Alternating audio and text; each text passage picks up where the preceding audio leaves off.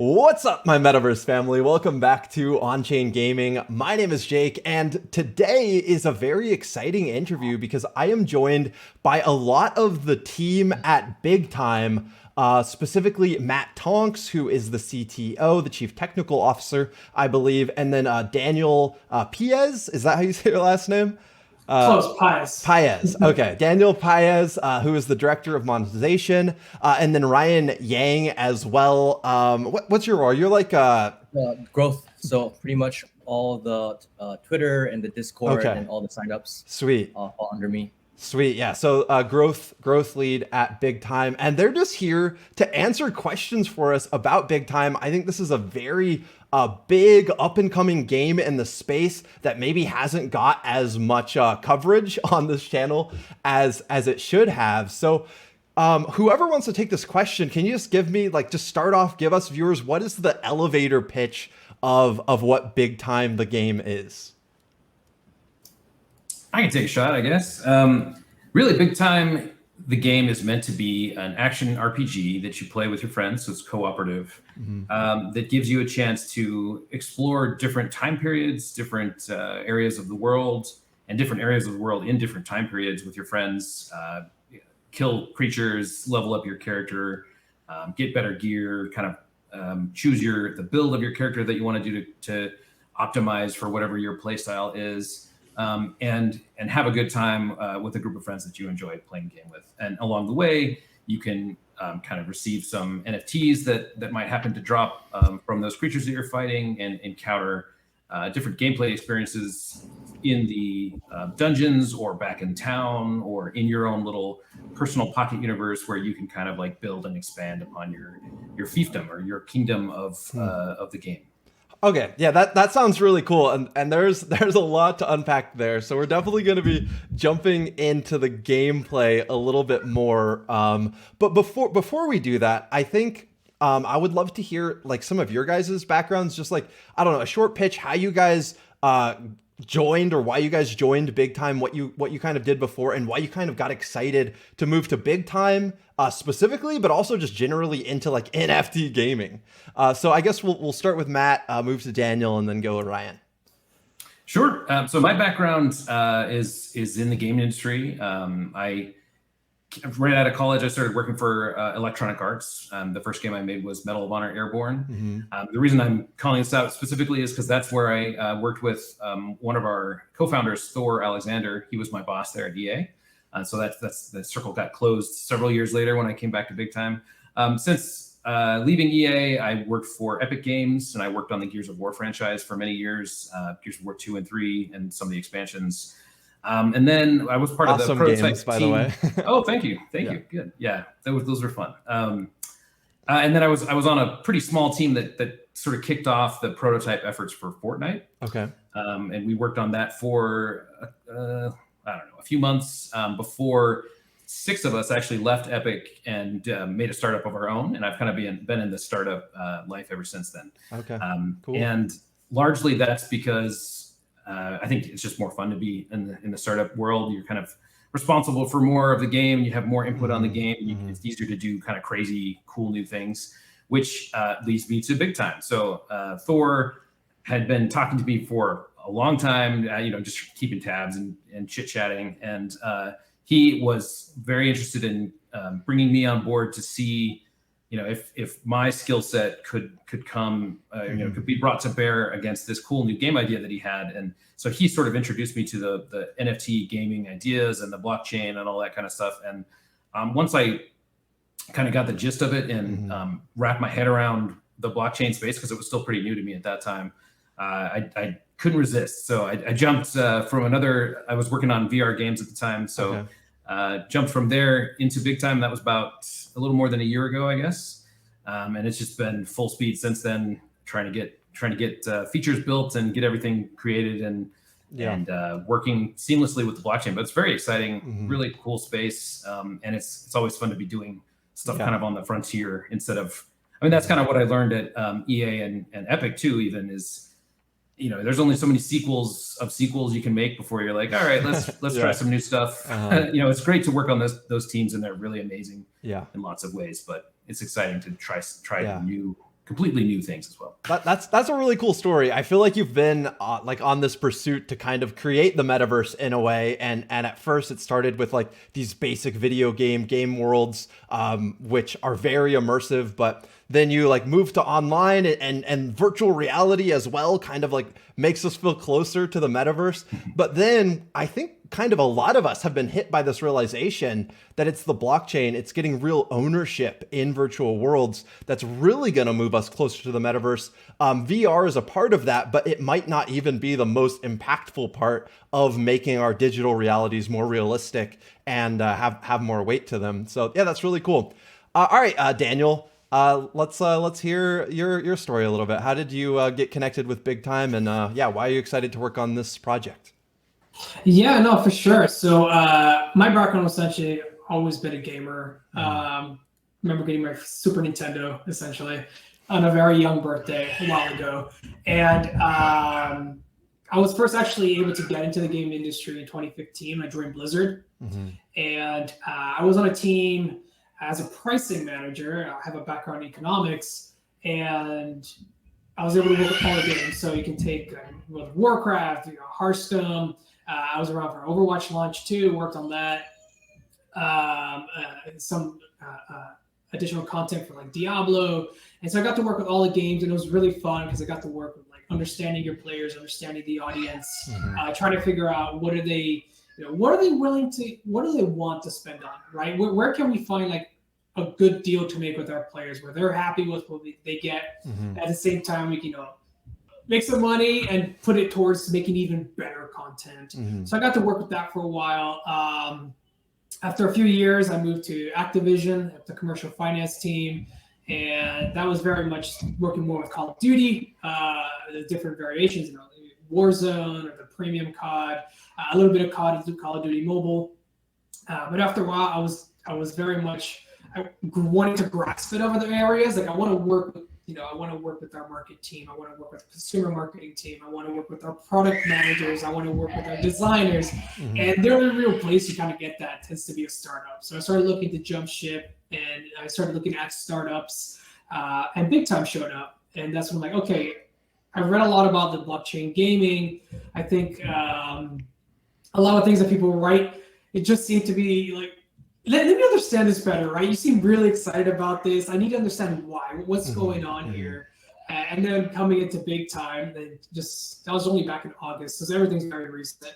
Coming into Big Time and diving a lot into the research and understanding a lot of like this new audience, essentially of crypto gamers, you start realizing that, hey, there's a lot more we can do than just piggybacking on ownership, right? What does ownership actually entail? It's like, okay, you own it, but what can you do with this now? And that's kind of what we've been designing.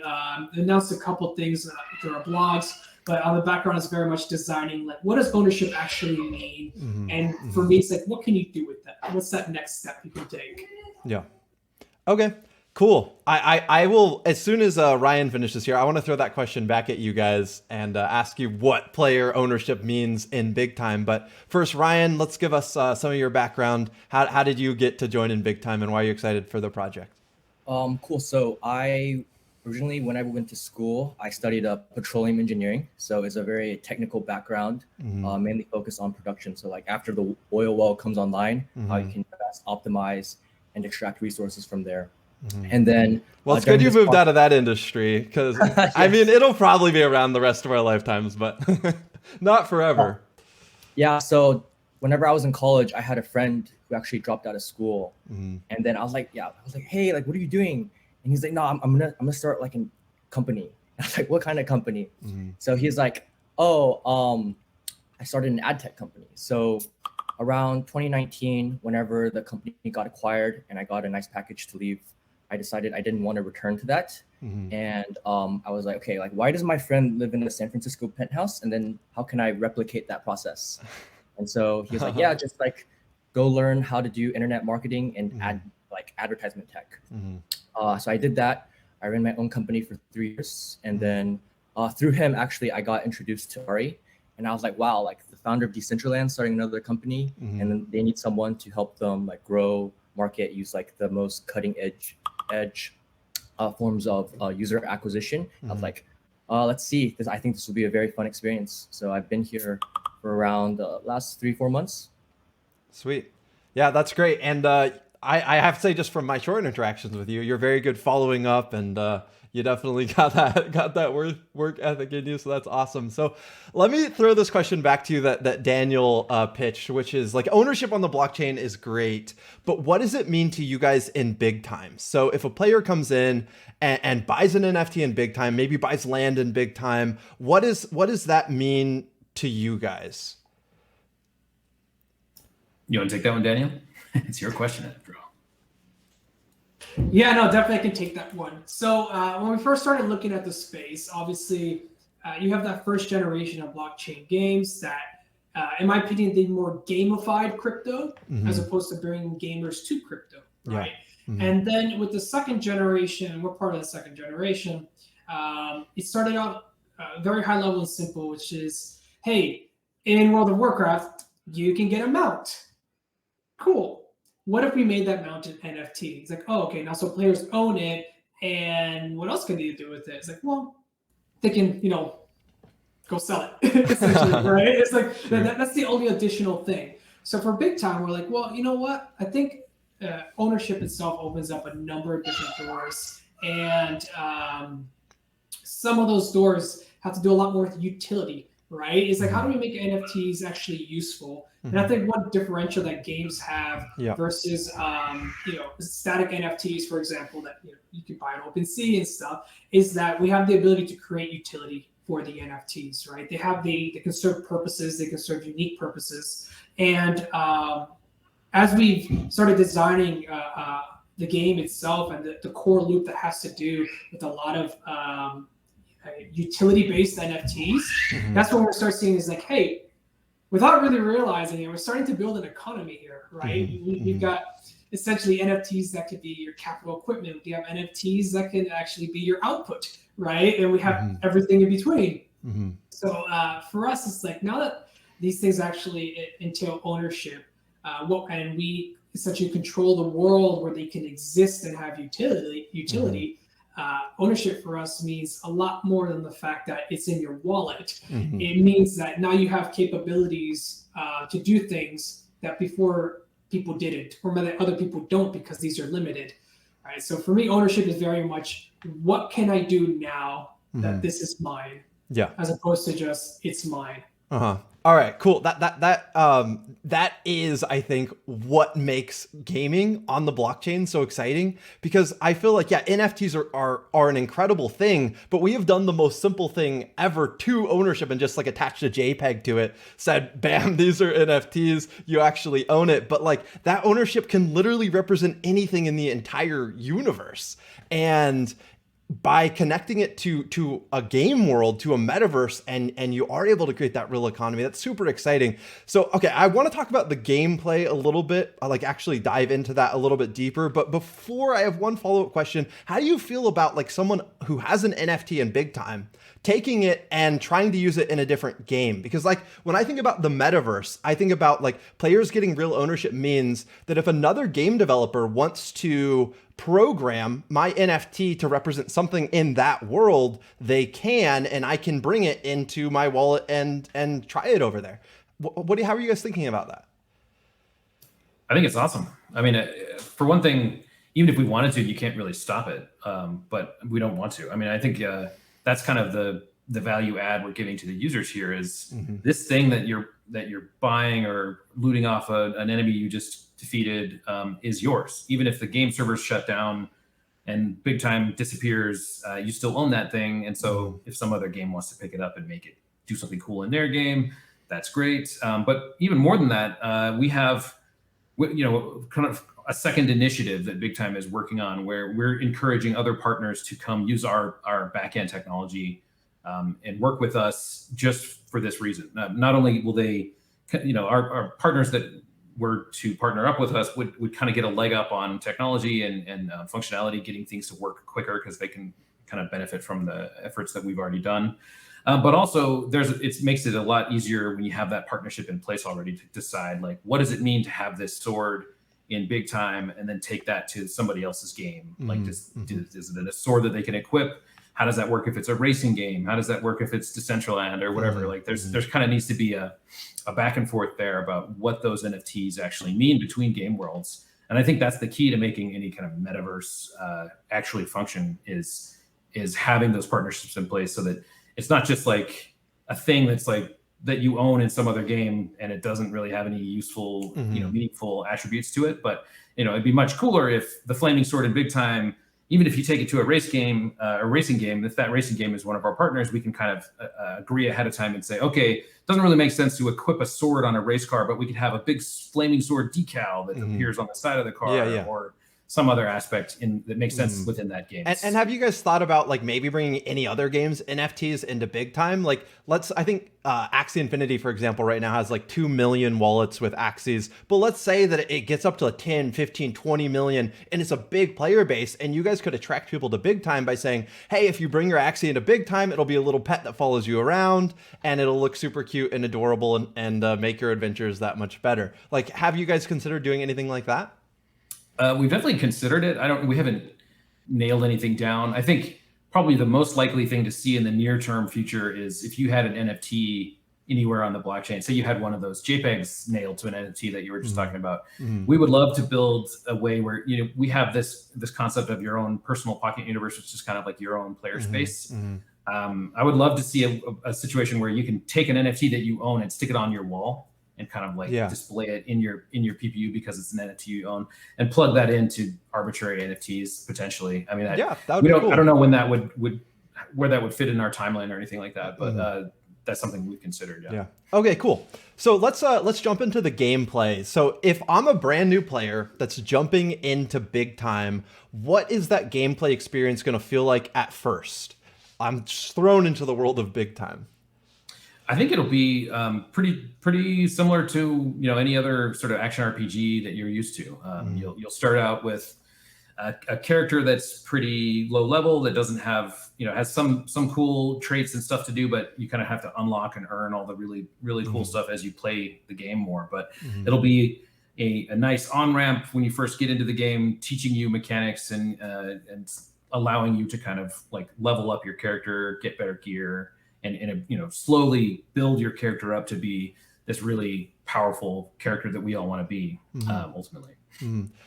So if I'm a new player though, and I'm coming in, is it possible to level up from a free to play position, or are you going to need to buy any NFTs at the very beginning, like a character or something like that? We are taking a pretty hard line here where the NFTs themselves are never going to impact your actual core gameplay loop at all. Okay. You can't buy an NFT that makes your character more powerful. There's not going to be any NFTs that unlock levels or anything like that. The NFTs are cosmetics and also items and rooms that affect your personal pocket universe. Like Daniel was talking about, we'll have rooms that you can buy that afford you some utility that unlock other aspects of the game that's kind of separate from the core combat. But if you want to come in and play Big Time and never spend a dime and never buy any NFTs, you can level up all the way to the max level and just experience the game that way. There's lots of incentives and reasons that we're kind of like putting out there for you to want to interact with the blockchain. And in fact, just playing the game for free, chances are eventually you will loot an NFT, and that sort of will bring you into the blockchain universe all of a sudden. So we imagine we'll have people playing the game just because it's another fun action RPG. So it's fans of that genre will join up, and they may not know or care about the blockchain, but all of a sudden they're down deep in a dungeon somewhere and they kill a boss and he drops this little magical looking thing. And they're like, hey, what is this thing? It's an NFT. What does that mean? They're starting to ask in chat, and chat's like, dude, that's worth like a bunch of money. You probably want to figure that. And he's like, oh, now that person is a blockchain convert. And now all of a sudden they're interested in the rest of our backend ecosystem. And I think that's pretty exciting. So that is really cool. So you touched on it a little bit there with like a free to play player being able to level up in the game and eventually being able to find an NFT drop. How are you guys thinking about play to earn as far as Big Time goes? Like,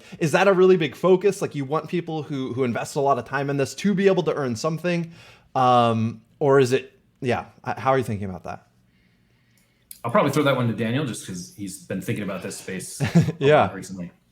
I've been losing a lot of sleep over it. No, so it's, essentially what we wanted to do is it's not so much play to earn or play and earn. For us, it's more how do we introduce gamers to the crypto space, right? So Matt mentioned one thing, like if you're a free-to-play gamer and you just like playing action RPGs, hack and slash, and all of a sudden you earned an NFT, Big Time essentially is three pillars, right? We have the game, we have the backend technology that Matt was referring to, which makes it very seamless to interact with the blockchain. You don't have to worry about having a wallet. You don't have to worry about gas fees or anything like that. And we have our marketplace. And we want to make that experience extremely seamless. So if this free-to-play player comes in, loots an NFT, he can easily, or she can easily figure out like, oh, okay, I can just chuck this in the marketplace and wow, I just made a couple $100, you know? But we do have other elements that we're going to be using to introduce players. One has to do with the token in game and the role that plays and how you earn it. Both as say coming from a guild that is all about let's say a YGG, like their type of operations to a free-to-play player. Like how do they interact with this token? How are they introduced to it? At the same time, we have these other mechanisms that are used to increase the engagement with NFTs, right? I think the last thing we wanted is, okay, I got an NFT, I can either equip it and now I have a cool looking cape, or I can take it to the marketplace and sell it. Say, no, grab the NFT. You can actually take it to something and upgrade its cosmetic effects, or you can take it somewhere else and you can trade it in for another NFT that's unique. So it's the idea of increasing these small interactions with elements of the blockchain, be it NFTs or be it fungible tokens, and kind of breadcrumbing them into, hey, welcome to this whole other area, this whole other core loop of what the interaction of blockchain and gaming should look like. So I have spent thousands of dollars on League of Legends skins, which now are completely valueless to me unless I'm like in a game, which unfortunately I can't play League anymore because it was just like it took too much of my time. So I had to cold stop. So I wish that now I could sell those as NFTs. Obviously I can't. League skins are not on the blockchain. But I think like a lot of people, when they hear that the NFTs in a game are only going to be skins, some people like devalue that in their mind a little bit compared to a blockchain game that has all items on the account, like on the blockchain, and like anything that you have is going to exist on chain. Why did you guys decide to go with only the cosmetics rather than putting it all on chain? I can talk to that one. So first of all, I want to highlight that we don't just have cosmetics. All that stuff that Daniel was talking about with the fungible token and the tiles that you can unlock that give you some utility. I wouldn't consider those pure cosmetics. They kind of have other utility and other functionality built into them. But as far as the core game goes, really the reason that or the motivation for separating the two is that we looked at games like Diablo 3 and other examples as well that came out with these real money auction houses, or they had some mechanism where players could sort of circumvent the game loop and buy really good gear right out of the gate. You could go spend like $5 in the real money auction house and suddenly you have better gear than you'll ever actually get in the game normally, unless you play for thousands and thousands of hours. And so it does two things. First, it means that you no longer are, you're no longer interested in playing through those dungeons because the gear that you're going to get is nowhere as good as the gear you already have. And the other thing that it does is it demoralizes everyone else that is playing through those dungeons because they see you, a level 1 player that just dropped not very much money and got really good gear, already way better than they are, and they've put the time in and put the effort in order to get up higher, and you just kind of like one up them without any effort at all. So it sort of disincentivizes or makes the actual game a lot less interesting or a lot less motivating to play, and it's frankly it's just not very fun. So we wanted to find a way where the cosmetics can be really cool and impactful, but they don't necessarily mean that like you can spend $10 or $100 or whatever it is and you can go beat the game without trying, right? You still have to further your power in the game for your ability to take on high level dungeons and whatnot. You have to earn that stuff. And I don't think we're going to change that anytime soon, because I think it's a very important part of what makes these games work. And in fact, Diablo 3 even came along later and just deleted the for money auction house for a lot, because they ran that experiment and it didn't go very well. So we're trying to learn from those mistakes and find a kind of the best of both worlds. Just knowing the background there with the Diablo 3 auction house, it was not a good move. It just definitely it ruined the core loop of the game, and once that's ruined, it's very hard to bounce back. So the fact that it was just deleted was precisely to kind of save Diablo 3. Yeah, that is pretty crazy. And listening to your reasoning there, Matt and Daniel, it does make sense to me why having the highest, most powerful weapons in the game, like available to purchase on day one, if you just have enough money to throw in, could be very damaging to the game and make just less people want to play it, which is not good. Have you thought about like maybe adding some kind of incentive to skins? Like maybe if you have like an NFT skin equipped, it increases the likelihood that another NFT drops or something like that, to like make it more valuable to have that skin equipped? Funny that you mentioned that. I don't know how much of this will be announced, but yeah. Well, I mean, we can talk about one of the NFTs we have announced. So in the game, there's an NFT called an Hourglass. And how that flow works is in your personal pocket universe, your time machine, let's say you expand it with space, which is the name of virtual land. You can do a number of things with space, install a number of things. One of them is called a timekeeper. And what the timekeeper can do is he can craft a special hourglass. As long as, timekeeper, space, hourglass, they're all NFTs. As long as the hourglass is charged up and is running, when you go into the core loop of the game, you have a chance, or there's a chance that the enemies you defeat will drop tokens. Okay. The cool thing about this hourglass is it gives us actually a lot of flexibility to how we want to build it up, right? What kind of upgrades do we want the hourglass to have, right? Can we upgrade an hourglass so that the drop rate of tokens increases a little bit for an upgrade? Do we have the hourglass follow a progression system, so the more it's used, it actually unlocks other capabilities for that specific hourglass? And I think that's one cool thing about NFTs, and it goes back to what I was saying, like, what can you do with this now, is that you can get to the point where no two hourglasses are the same, right? Depending on how we want to progress them, from very simple to very complex, still deciding how we want that design to work out. But definitely we're looking at situations where altering certain drop rates in no way actually makes your character more powerful. So it's kind of fair game. Like, where do we want to do this where you get some marginal improvements without ruining the loop for people that don't want to engage with this?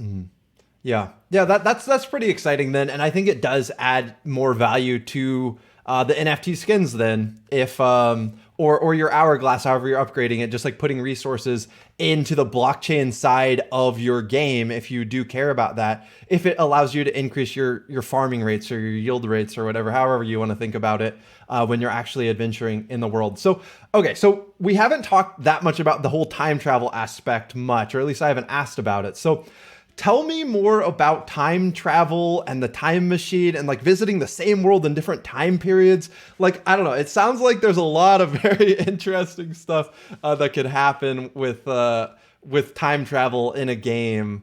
Can you guys shed some more light on that? Whoever wants to take the question. Sure. Yeah. So I think the gist of it is we've built the story and the narrative for the game in such a way that you're kind of following this group of people that are running around between universes and traveling through time.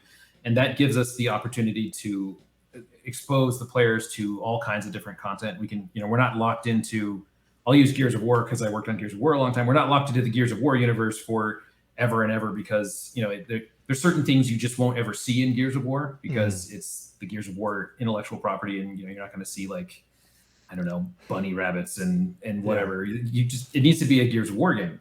Whereas something like what we're doing is way more free form, where we can we can start the game out in medieval times, and then you jump to far future with laser rifles and tanks and whatever mechs kind of stuff, and then jump back to feudal Japan, and then jump over to Victorian England, and that gives us way more freedom to like build cool levels and set pieces for the players to experience the game on.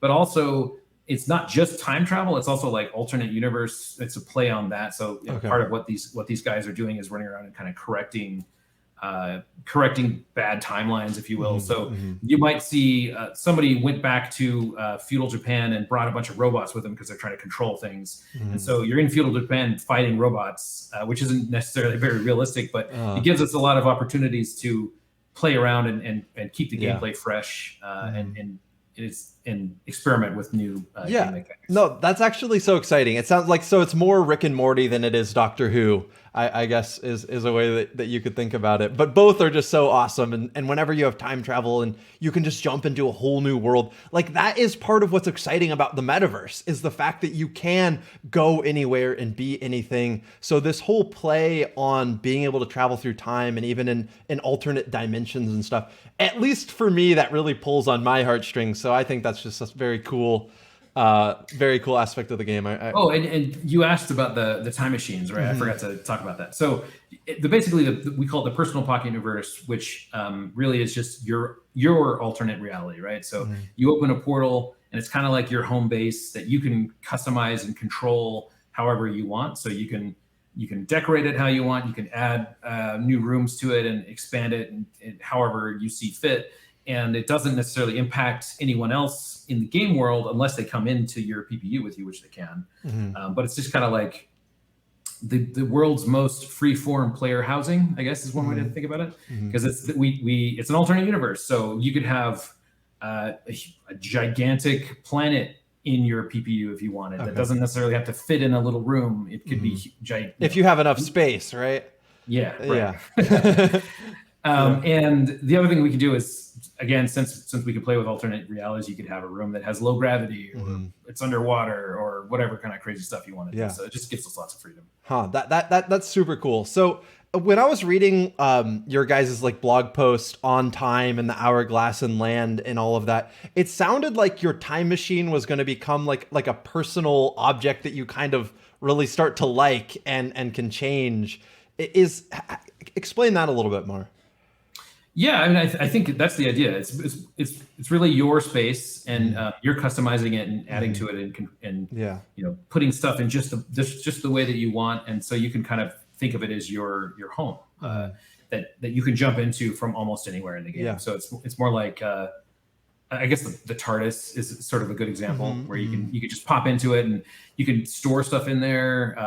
You can unlock different use, like you could have a room that has an item that you can place in the corner that helps you upgrade your gear, or that gives you the ability to like jump back to a certain part of the universe that you want to. You can open a specific portal that takes you back to the area that you want to go to, or that takes you back to your friend's portal, or whatever, that kind of customization. It sounds like the perfect place to allow anyone to bring in any NFTs from any other game. Have you guys like thought about, I don't know, maybe like some kind of modding capability, or like just like making it like third-party editable in just like that small area in your hometown or your in your own time machine, so that you can bring in the entire metaverse, all your other games can exist kind of and have a home in your time machine? We've definitely talked about it. I think I wouldn't be surprised if that's the way we go long term. I don't know what the timeline again for that would be, but user generated content in your PPU makes a lot of sense. I'll say that much. That's so cool. That's really cool. That makes me very excited about having just a super dope home base. So it makes me think a little bit too, like about the whole guild aspect. So On-Chain Gaming, this channel, for those of you guys, I'm not sure if you guys know much about my channel, but it started this year. And because NFT gaming has kind of blown up so much, it's probably going to hit 100,000 subscribers this year. We're like getting close to 90,000 now, and we're growing like 700 subscribers a day, which is insane growth for a brand new YouTube channel. I've never seen that before. I have another YouTube channel that's getting close to 1 million subscribers, but it took like 3 years to hit 100,000. So this is like 3 times faster. The excitement is absolutely crazy. And I started a Patreon for the channel as well. And all of the Patreon people have been so excited after joining the private Patreon Discord that they wanted to start like a play to earn guild that is a part of all these different play to earn games that are coming out. So there's like this whole guild that's getting formed inside, I guess, the OCG exclusive Discord, which is really exciting. And it's all like player driven because just like the people who are joining just want there to be more connection with other players and all of that. How are you guys thinking about Big Time as a game for guilds or as a game for bigger groups of players that want to do stuff together in tandem? I know you guys mentioned that a little bit earlier, but can you dive in deeper? Sure. Yeah. You want to take that one, Daniel? Yeah, sure. So Ryan and I actually spent the last few weeks talking to many guilds. And we recently announced the number of guilds that participated in the space sale. And we actually have really solid designs in place for guild features. And it definitely doesn't end the moment we launch the game. I think our aspiration is actually to have a roadmap of number of guild features. And they all revolve around simplifying guild operations. So a lot of things that, BlackChain Games, where guilds need to take things, outside of the game. We want to see how much of that can we internalize and simplify for guilds to manage. We're suckers for very active guilds. So we definitely are starting to design a few things that reward guild activity as opposed to, pure speculators, right? Activity definitely is the way to go.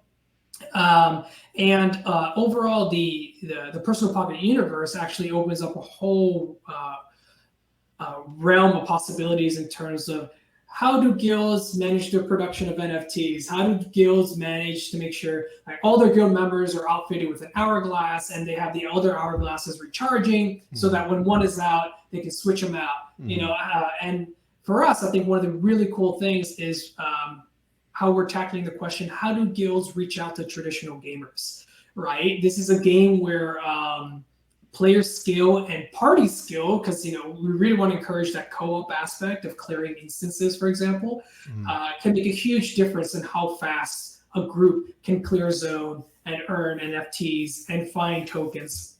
So we want to facilitate that interaction between guilds and traditional gamers and showing gamers that, hey, you're a really good player. You might want to start talking to some of these guilds because they would love to have you on board, right? It's like you can bring a lot of stuff to these guilds, and these guilds are definitely trying to capture these more core audiences to come in.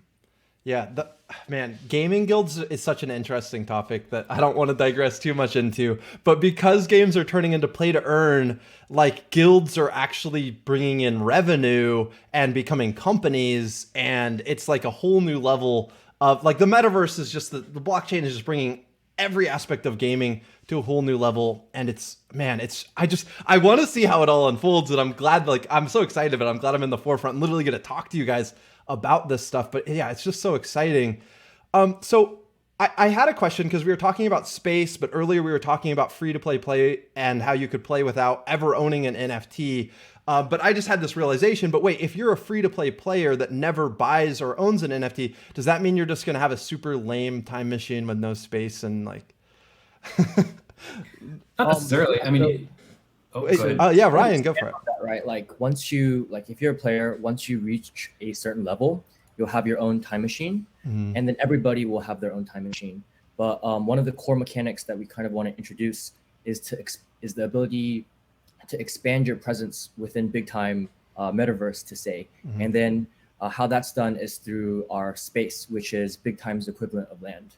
So from the economic aspect of kind of like the blockchain gaming world, for Big Time, there's three major components. So the first one would be your time machine and how much space you're able to kind of attach onto it, because space for us, it's not going to be 2D grid. It's going to be more of snap-on, kind of like a faucet, kind of like that, right? The second component, which ties directly into the space, the hourglass, and timekeeper, has to do with the tokens, is like the player's ability to acquire tokens, right? And for the final part would be the NFTs. So when you think about them, there's for NFTs, there's definitely going to be scarcity. And then not only is there scarcity, there's time involved to upgrade them. So like, for example, a level 1 NFT to a level 5 NFT, there's going to be kind of like a very complex formula for the player to figure out and enjoy along the process. But yeah, that kind of for a normal player, they will have a time machine, and then their ultimate goal is to kind of expand it either through continuously playing through quests, or if they want to work with guilds, or if there's an economic aspect to it. Mm-hmm. Mm-hmm. Yeah, definitely piggybacking off that one is, yeah, you can come in with tons of money and buy space on the marketplace, or whenever we have a sale of space, but majority of space will be earned in game. So just like cosmetic NFTs will drop, most of the space that we've created, because they are limited, will be earned in game as rare drop. Mm-hmm. So I guess I have two questions. One specifically about space, and one about the tokens. So you guys are selling space, but as I've heard, you guys are not doing any actual token sales, right? So tokens are only going to be earned in game, but space is earned in game, and it can be purchased directly from Big Time. Is that the correct understanding? Correct. Regarding the token, only earned in game. No investors have tokens. None of us have tokens. It's going to be 100% fair launch. Only one token as well in the game, capped. Mm-hmm. And the main idea with the token is we want people to really see the utility of syncing them in the game, mm-hmm. to do other value-added things. Like, oh, I better NFT, or earning unique NFTs. Mm-hmm. So we definitely want them syncing the tokens in the game. And then you're right. With space, though, being an NFT itself, we have a minority being sold, mm-hmm. and doing that through our marketplace in the future, and then a majority being earned in the game. Okay. And is there a maximum amount of space available for each expansion, or was there something like that I heard, or is space is capped? But since like how Matt had mentioned regarding that, we do with time travel, we have the option to go through so many themes and add additional content with new themes throughout time. Mm-hmm. I wouldn't be surprised if we hit a really cool theme. We're like, hey, maybe we want to introduce a little bit more space, but with this theme. Mm-hmm. Okay, that's pretty cool. All right, so I think we have like 15 minutes left. I want to go maybe a little less into the timeline a little bit. So what's the next exciting thing happening for Big Time that viewers of the channel should be looking out for and should be following to hear more about so they can take part? Yeah, so we're gonna release a marketplace teaser towards the end of the month, and it kind of gives players a very nice quick visual insight on what it means to be a part of the Big Time ecosystem. Mm-hmm. And then in early December, one of our major events will be the space sale. Okay. And for that, it's going to be done on the Big Time marketplace that we will be launching towards the end of the month also. And so that's pretty much one of our major events. Okay. Yeah, that's pretty exciting. So there's a space sale coming, like a pre-sale before. When is the first playable experience or the game planning on coming out? I'm not sure if there's a specific release date yet, or just a general idea. How's it feeling? I'll take that, I guess. So the first version that's going to be playable to our VIP pass holders will be Q1 2022. So okay, very soon. Yeah. And then is there a plan for how that is eventually going to get out to the masses, or it just depends on how many bugs are found, or what's the? There's always that, right? But I think we have several tiers of passes, so we'll kind of roll it out to the broader and broader groups as time goes on, and then ultimately release it to anybody that wants to play it, sort of in an early access mode where we're still fixing things and adding content pretty rapidly, and then just continue that for as long as we need to until. And honestly, that'll probably be for several years. Not in an early access state necessarily, but we plan to make this more of a game as a service, where we're releasing content periodically for the foreseeable future, And again, that gets a lot easier when everything is alternate universes and time travel, because we can keep it fresh, introduce new mechanics, new worlds. It's like, oh, we're tired of all the other worlds that we've done, so now this one is on Mars, or it's underwater, or some other crazy thing that introduces lots of new game mechanics, and it can kind of stay within the realm of the game, but still be fresh and new and interesting. So that's the plan for the foreseeable future. Okay. Awesome. That's really exciting. So some big stuff actually coming out playable for Big Time throughout next year. Very, very exciting.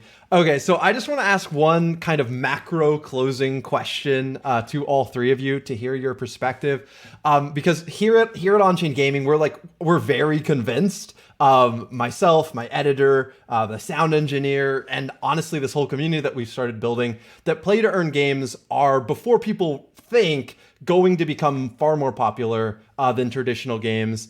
And most people are not really going to be that interested to play games that are off-chain because they have no value, they have no real ownership. As an individual, you're thinking about playing a game, the just like opportunity cost of playing a game that actually rewards you for your time versus one that doesn't benefit you in real life at all. It's just a no-brainer that people are going to start playing more and more on the blockchain. But I want to get, put you on the spot a little bit. What year do you guys think it will be when traditional games have less players than blockchain games? Who wants to go first? Daniel, you want to hit that first, then Matt? Then I'll give it a shot. I think we'll probably see two tracks. I think, and hopefully it's us, we're going to have a breakthrough game that essentially becomes mainstream amongst traditional gamers, but that's on the blockchain. And it's very much a realm like how free-to-play was. All the big guys don't want to touch it, and it took Riot to come in and say, "Hey, look how cool this could be if it's free to play, and look how much money we can make." Hey, look how much money we can make, and mobile games too. Everything was very cheap until all of a sudden you get or Supercells. Like, look at these awesome things you can do on mobile. So I think there's going to be a breakthrough game that will immediately essentially establish blockchain gaming as a serious piece of the industry, not just a niche of the industry. And then you'll probably have a couple years where the big guys will slowly catch up. A lot of us come from big guys, and I think we're all very aware of how slow change could come once a big developer, a big publisher has their cash cow. There's little appetite for really changing things up and trying something crazy. So I think they're going to have to see maybe one or two proofs of concepts with games that went mainstream and they're on the blockchain and they're good and players love them before they start dedicating proper resources to developing their own. And I think once they do that, then you'll probably see the switch. So honestly, it could be like 3 to 4 years before it kind of does that big switch.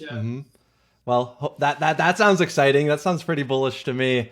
But yeah, I get what you're saying about the big developers flipping your business model upside down when no one else has proven the other business model yet. It's probably pretty hard to convince shareholders of and stuff like that. All right, Matt, what year do traditional games fall behind blockchain games in the number of players? I'm going for Q2 2022. Okay. Nice. Big time. Big time. Let's go. All right. If that happens, On-Chain Gaming might, I don't know, we may pass 1 million subscribers in the first 6 months or something. Our goal is by the end of next year, but who knows? All right. Ryan, when do you think?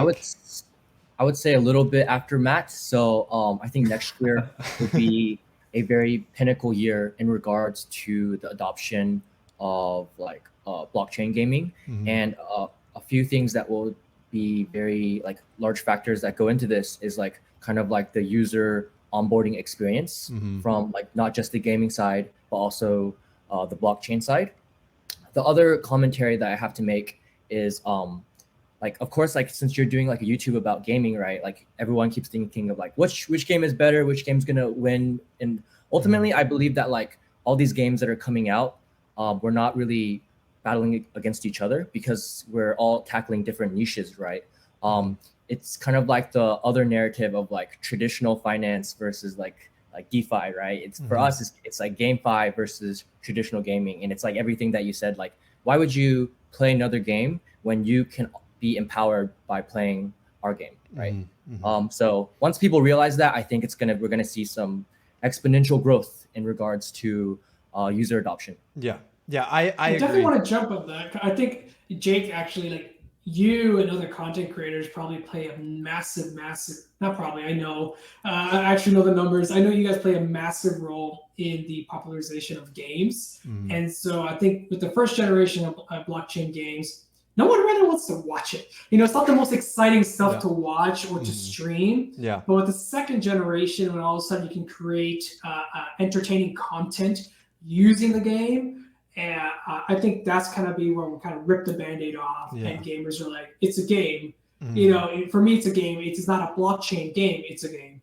So definitely, I think that you guys play just as big a role as we do, essentially. Yeah, and I have to agree with you there, Daniel. Like, I quickly realized far less people would watch me play Axie Infinity as would watch me like explain how much I could make for playing Axie Infinity over a day.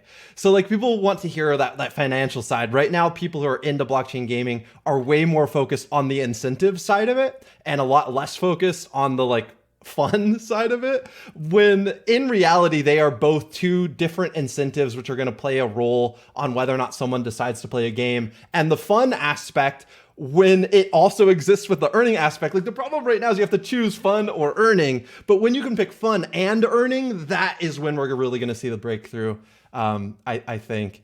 But yeah, that's lots of good stuff. Thank you guys so much for joining me. Let's get some socials and stuff shared. So first of all, for following Big Time, Ryan, you're probably the one for that. Where should people follow Big Time across socials? So our main channel that we kind of distribute information from is just Twitter. And so our Twitter / is Play Big Time. Okay. And then we also have a Discord, Vanity, I believe it is just Big Time alone. Okay. And then, of course, you can go to the website and you can bigtime.gg and be able to see where the rest of the socials are. So we have a Medium, Instagram, Facebook, Twitter, and Discord. All right, cool. And I will have all of those links in the description for you guys, so you can just go into the description and check out all their socials. How about you guys individually? Do you guys have Twitters or something that you want people to come say hi to you on? Go ahead, Matt. I was just going to say, probably better off following the Big Time stuff. I have a Twitter handle that I don't use very much, so yeah, I can't guarantee I would actually see it. Fair enough. How about you, Daniel?